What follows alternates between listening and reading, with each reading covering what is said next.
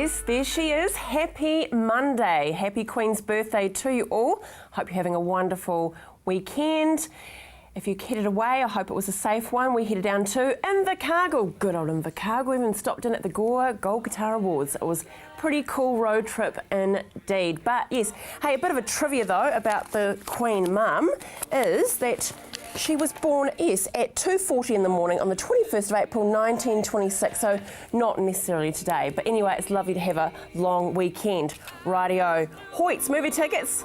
It's always a good time to head to the movies. And there we are. We've got some to give away. Just call through to 3777 033 and you could win those tickets for you and your family. Rightio. On today's show, Mark is here, our little health guru, to talk to us about all things well. And Karen Degen ends the show today, giving us some more motivational advice for our relationships. But first up, Nicola Fraher joins me. Did you have a lovely Queen's birthday? Oh, wonderful. It's always nice to have a long weekend. But then the short weeks, don't we love that? Oh, it's now we've got a short week. It's great, isn't it? Yeah, no, it's very cool indeed. We're well and truly into the whole winter sports. Yes. And I know for me, what do you pack in the bag for a bit of nutrition, a bit of snacking while you're in between games? Well, I think we've all been that sideline parent for a team sport, and you will have been called up to bring the container of something to eat at half time. So sometimes it's a mad rush just getting to weekend sport, especially if you've got several children. So yeah, thinking of something a bit different to take is always a bit of a challenge. So that's what we're doing on the cooking tomorrow. And yes, it's fruit, of course, is the perfect thing. You're getting your fluids, you're getting your vitamins and your minerals, something sweet to eat, so a little bit of a snack in between. I mean, playing a game of sport, you don't need to load up on a whole lot of food at halftime. It's really just a little extra to keep the engine running. A boost. Yes, absolutely. It's a boost, isn't it? Yeah. And it's good you say that too about it provides also hydration as well, the fruit as well. But there's nothing wrong with water. Oh, water is the key, really. You've got to keep your hydration up, and we're always saying, you know, at school, if you want to be learning properly, you need to keep your fluids up, and same at sport, of course. So only losing about 5 or 10% of your body's fluid can really influence your performance, both thinking and in your activity, that sort of thing. So you definitely need to keep the fluids up. Water is the main thing. Even though sports drinks are promoted during sport, they are so high in sugar that really the benefit of the fluid is far outweighed by the energy that you're getting, that is more than you're actually using in the game. So, you know, they're leading to obesity, these sugary drinks, as we well know. Sugary drinks are the big bad guy there, but you don't need a sports drink for your children's normal sporting activity. And I'm glad you brought that up, because those sports drinks really are for endurance, aren't they? Yes. And if we're talking about a rugby game, for instance, you know, even on the wee ones now, it's about 25 minutes each way. Yeah. They do not need the flash little packaging of a power drink for that amount of sport. No. And the sports drinks are so massive, of course. Those big 750ml sports drinks have about 16 teaspoons of sugar in them. It's massive. It's more than you should be having in a day, of course. Yeah. So, yeah. Yeah, it's all relevant to what sport you're doing. Yes. I mean, that's it. Yeah. Okay. Play of the day. Yes. If your child is very fortunate to win one of those lovely little certificates. Yes. And they all wait there like, who's going to get it? It's very cute. Yeah.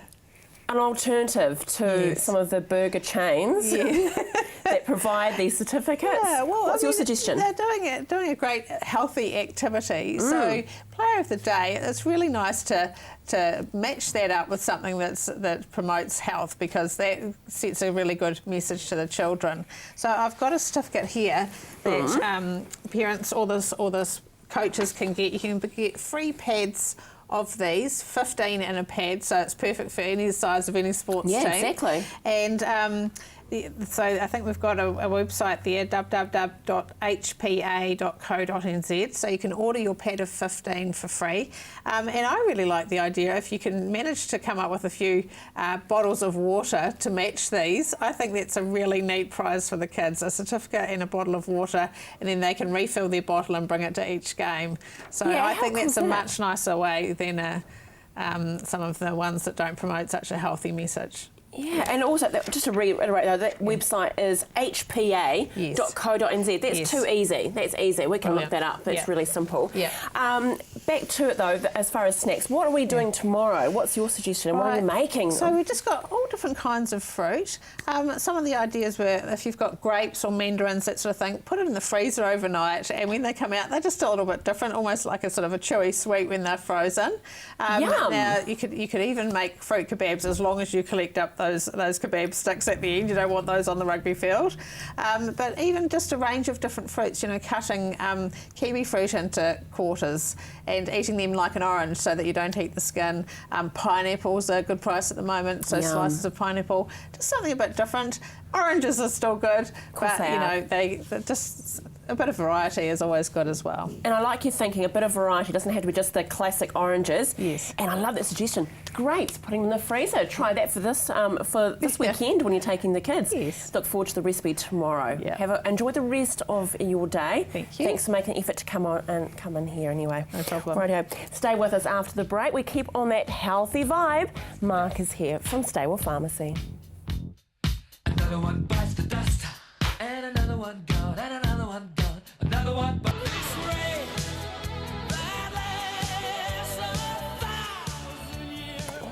Do you like a bit of Queen? Do. Yeah, see, I saw you rocking there. Yeah. Yeah. Favourite of mine.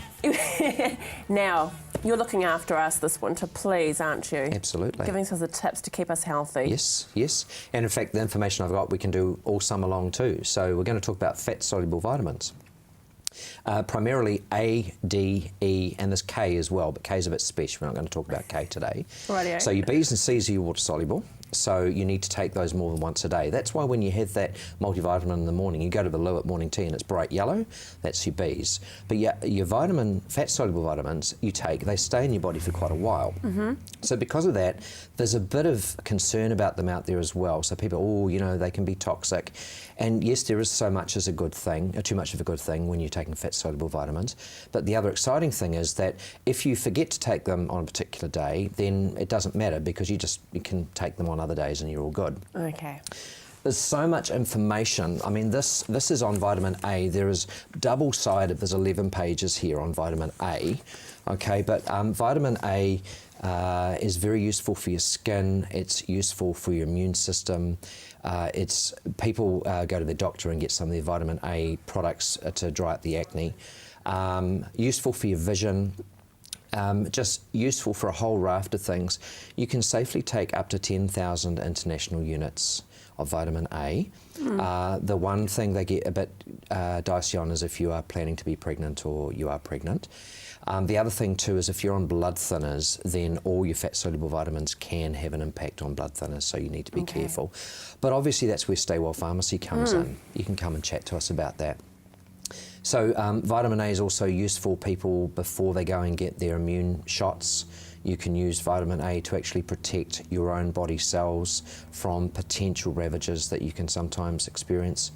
And quite safe to take in divided doses, but get some good advice on that.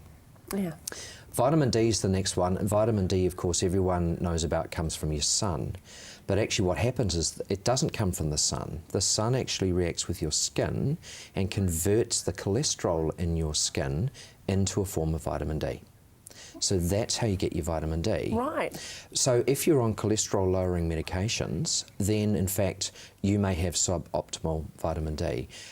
If you're diabetic, if you have a whole raft of other conditions, and everyone's thinking about it for your bones, but there's a condition that you may have heard of called seasonal affective disorder, or SAD, and that's actually from the lack of sunlight in the winter, and you get depressed. And in fact, people with depression often have low vitamin D. I see. Okay. Yeah. And that could also come from going to work in the dark, coming home at dark. It's that whole... Correct. Yeah. And just working under fluorescent lights. You're not going to... It's UV light that you actually need.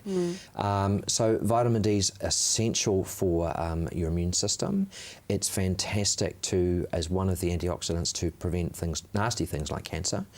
But the other thing too, the people on the prescription vitamin Ds, they think they have to take them on the same day every month. Again, no, you don't. You could in fact take take one a week for 3 weeks and then nothing for 3 months. Or, you know, it doesn't have to be on the first day of the month. You can space it out, whatever you like. So because it's fat soluble, you get a nice big reservoir, which then sees you through for a period of time.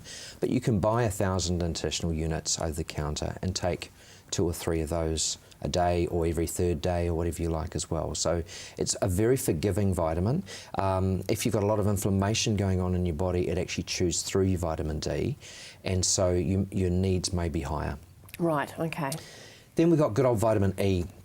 Vitamin E is a massive antioxidant. The family of vitamin E's are called tocopherols. So there's not just a single vitamin E, just like there's not a single vitamin D.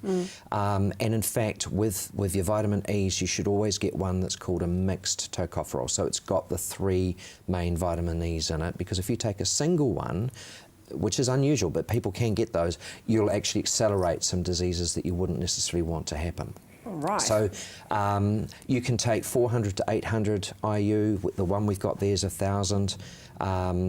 Brilliant at mopping up antioxidants, so sports people should think about that. But vitamin E is also useful for your bones. So 3 fat-soluble vitamins, lots of information. Come in and see us at Staywell Pharmacy. And that's exactly it. That's the message really, isn't it? Because there's so much out there. We need the experts from Staywell Pharmacy to actually put us on the right path. And there we are, Staywell Pharmacy, 27 Shands Road in Hornby. Lots of parking, it's fantastic. Live well, stay well. Love that. You can call them on 03 349 8785, and don't forget a fantastic website, staywell.co.nz. Staying well, we're keeping on with that. Foodie Fix, yes, we've got right royal treat for you now.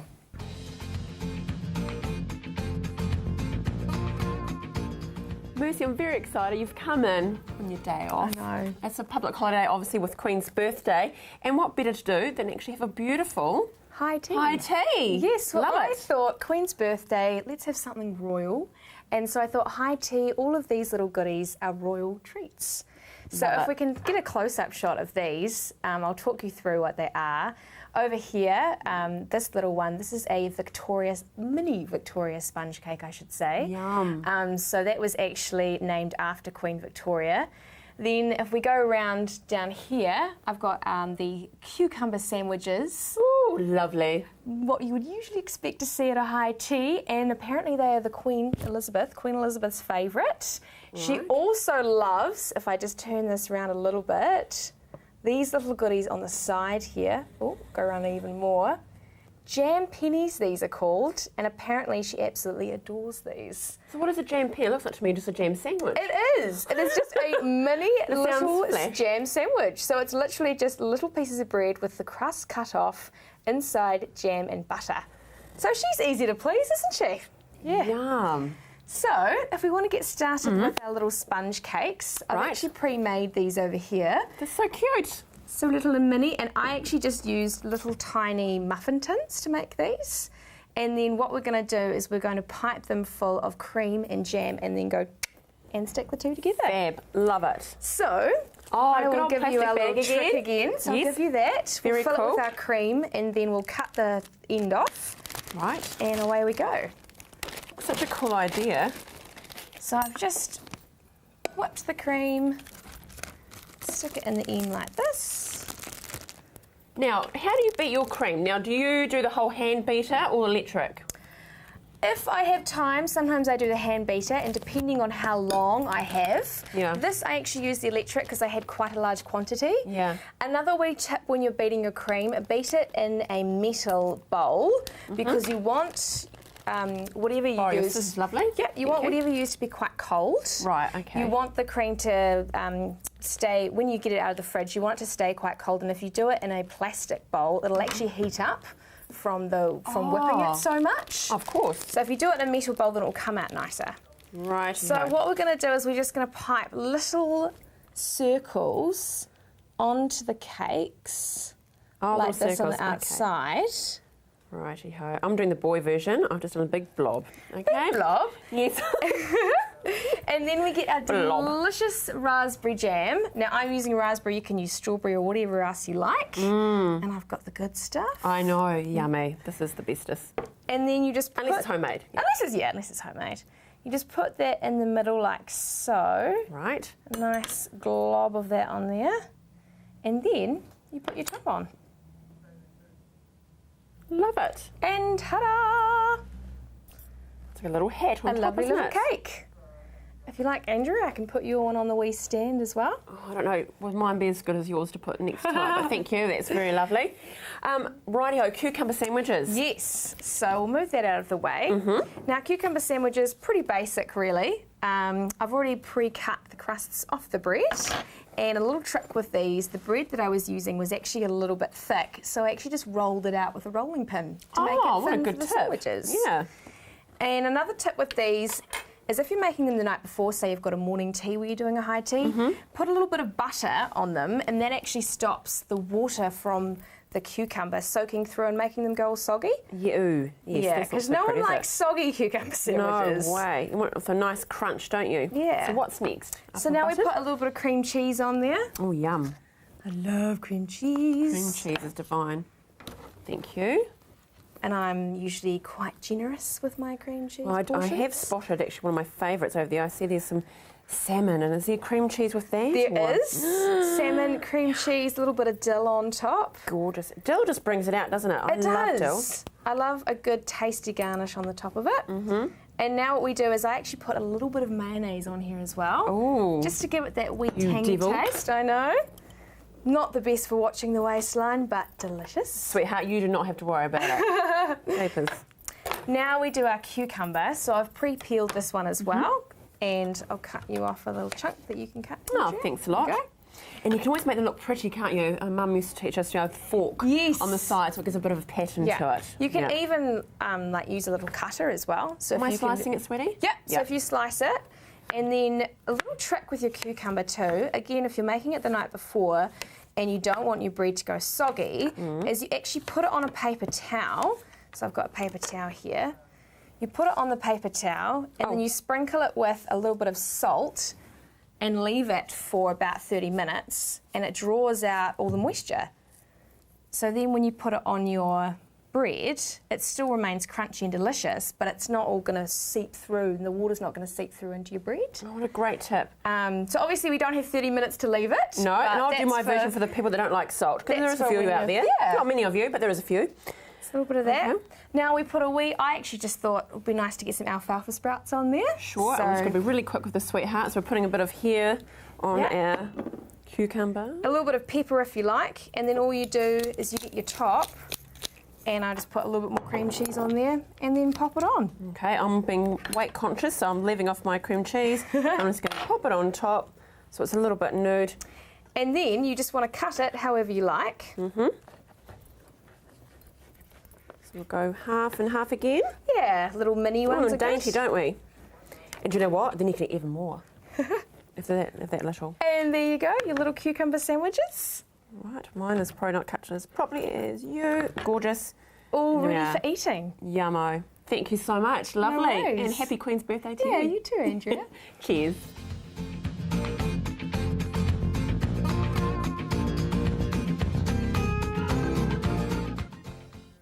Well, we jump from Mercy in the kitchen to Karen Degen after the break. And today's topic is weight loss, funny enough. See you soon. She knows how to rock and roll. She drives me crazy. Oh, won't you take me home tonight? Well, there we are, bit of Queen and fat bottom girls. Karen Degen could be the girl for you, really, to help you with your fat bottom, potentially. That's an interesting lead-in, wasn't it? I thought you were going to say I had a fat bottom from No, are you serious? No, you're just too gorgeous for words. But hey, there's nothing wrong with a fat bottom. Bit of cushion, they say, isn't it? Kim Kardashian's taken it to a whole different level, hasn't she, with hers? Yeah, well, actually, that's a good lead into something I was going to bring up today. A few months back, I was at the hairdressers reading one of those women's magazines. Yes, we do. Yeah, and there was an article written about, I always make sure I pronounce this correctly, Magda Zubensky. She's the lady on Kath and Kim, the bigger lady. And she she's was, fab. yeah, she is fab. And she was the ambassador for Jenny Craig for a while. And as you know, she lost a lot of weight and she looked amazing. And then she, not only did she put it all back on, but she put on more than when she'd started. I didn't realise that. Yeah, and so Jenny Craig aren't using her anymore. But this article, they'd interviewed Magda, and she said, I emotionally eat. She said, food is my go-to thing.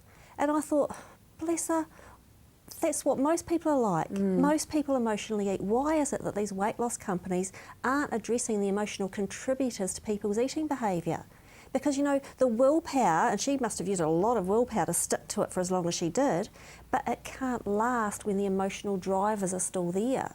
Yeah, and that's why right. most diets don't work, because they're not addressing that. And of course, that's one of the things I do, is help people who want to lose weight by addressing the reasons why they comfort eat or why they emotionally eat. So that willpower is triggered by the emotions you're feeling in general about life. Well, the desire to eat. Oh, I don't know if you may be old enough to remember this. There was an ad on TV, I think it was an ad for a bank a few years back, and it was the money in someone's wallet or purse used to talk to them, and it would say, oh, there's a nice jacket, let's buy it. You know, and the money would like drag them towards the shop. It was quite funny. And I think that my brain does that to me. For me, one of the emotional drivers for me if I'm comfort eating will be boredom. Be different for everyone. But if no, it's not boredom. It's if I find something, if I'm really struggling with something I'm working on, particularly on the computer, and it's really hard, my mind will go, let's eat. And it will try and drag me into the kitchen. And it's just a thought that goes, let's eat. and I know it's a distraction because I'm really struggling, that I'm finding what I'm working on quite hard. And if my brain does that, imagine what everyone else is doing is, oh, there's a feeling that I don't want to have, or there's a thought that I just don't want to think about, and it's not even conscious. No. We've just got that urge to go and eat. It's a comfort, isn't it? It's actually a distraction. And a lot of people aren't even conscious that they're using it as a distraction.